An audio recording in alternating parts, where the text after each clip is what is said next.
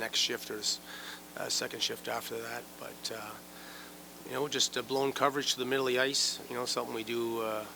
Guys who just didn't execute on that fourth goal, and then the fifth goal. I mean, I don't know what to say about it. I mean, just a shot from the blue line.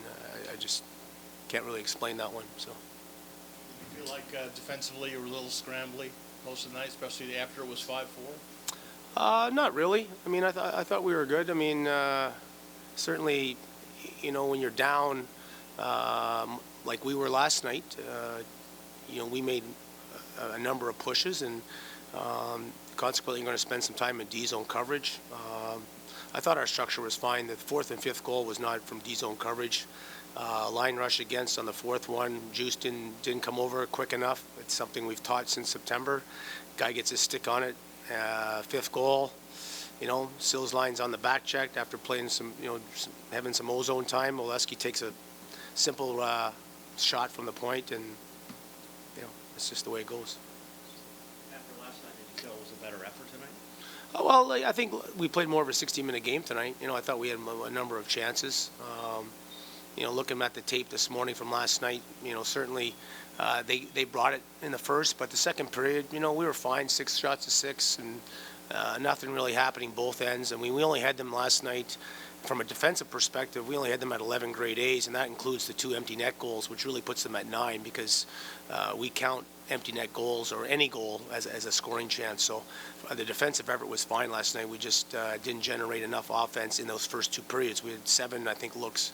We had us in the third. So, looking back, would have been nice to generate a little bit more offense in that first 2 periods last night. But overall tonight, I think that it's not scoring on the 5-on-3. You can look at a number of factors. You didn't score on the 5-on-3. You give up that shorty late second, but then it's 5-3. If that's playoff hockey, 5-3, you certainly got to play well defensively there and protect the lead and not play on your heels. And it kind of bit us in the butt, so to speak. Troy, did you think about maybe pulling Peters after 5-4? And will you get to a point this season where you establish one goalie who plays almost all the games? Well, Ellis wasn't available tonight. My plan originally was to go back-to-back, but he couldn't play today, so, it was, I don't know what you want to call it. I guess lower body. He just wasn't available tonight. This was obviously a tough weekend coming away with 1 point. Now you got 3 quick games coming up. What do you now do mentally, physically to kind of get past this and move on? Well, I think this, as I just talked to the guys, is certainly a learning lesson on a couple of fronts. One, when you got a 5-3 lead, with 14 minutes left in the game, you've got to finish the job.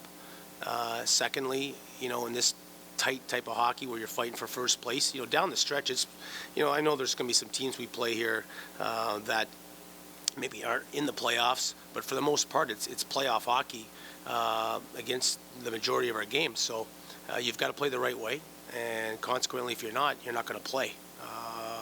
And there was a number of guys that ice time was down in the third because of that. You've got to play both ends of the rink in these tight playoff style of hockey. Is it like a momentum grab maybe for them, and going forward, get to play them again? Are they singular games going forward? Do they feel this momentum coming off this win?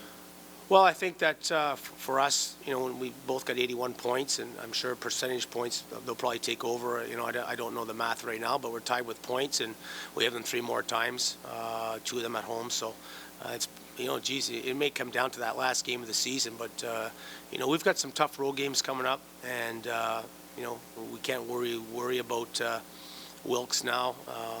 They've got Providence a couple times, and so we just got to kind of worry about ourselves here and get on a little bit of a streak here.